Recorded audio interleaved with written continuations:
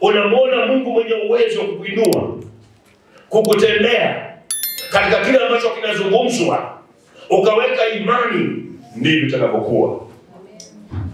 Unasikia neno la uponyaji, haijalishi daktari amesemaje, namna gani umepokea taarifa, lakini neno la Mungu linavyozungumza, katika hicho linachozungumza kuhusu afya, inawezekana. Ukaamini, ukiwe na shaka moyoni mwako, unapokea, litakuwa lako. Kinachotufanya tuondoke mikono mitupu mbele za Mungu ni imani.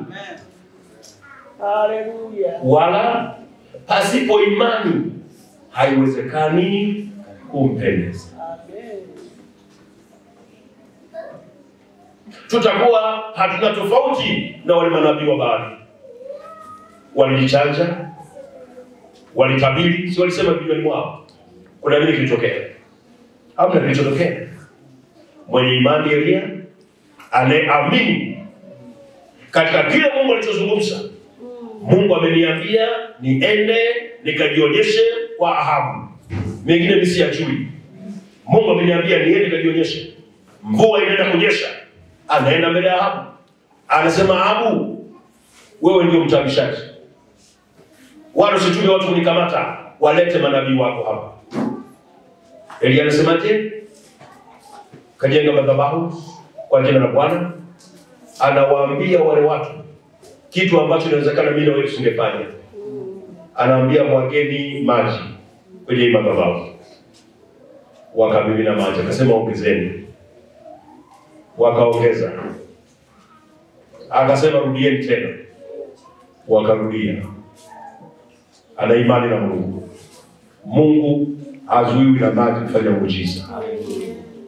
Mungu hazuiwi na watu wangapi wamesema haiwezekani. Hazuiwi. Mungu hazuiwi na profesa aliyokagua mwili wako, aliyesema haitawezekana. Mungu hazuiwi. Akalitia jina la Bwana. Maandiko yanasema moto ulishuka. Amen. Ulikuwa ni jibu la nini? Jibu la imani aliyokuwa na Elia kwa Mungu.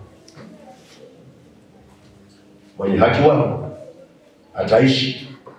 Amen. Naye akisita, roho yake haina furaha naye.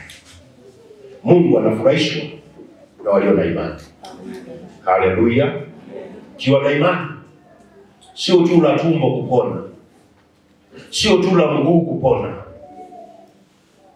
sio tu la pepo. Pepo ni kitu kidogo.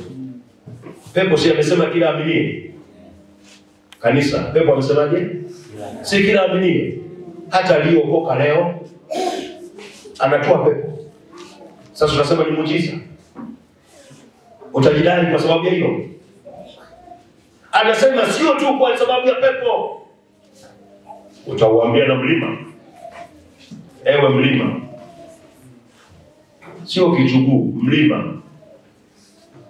Shida ambayo inaonekana imekaa hapo kwa muda, imekosa utatuzi, watu wamejaribu, imesimama, imekuwa ni mlima, haikuruhusu uone mambo ya pili. Unachoona tu ni kuzuiwa. Ukiamini na kuona mlima unaondoka mbele yako, Mungu anauondoa. Ndivyo unavyoamini moyoni mwako. Tamka hiyo mlima, utaona mlima. Amen. Mlima ondoka, nenda bahari. Haleluya. Haleluya.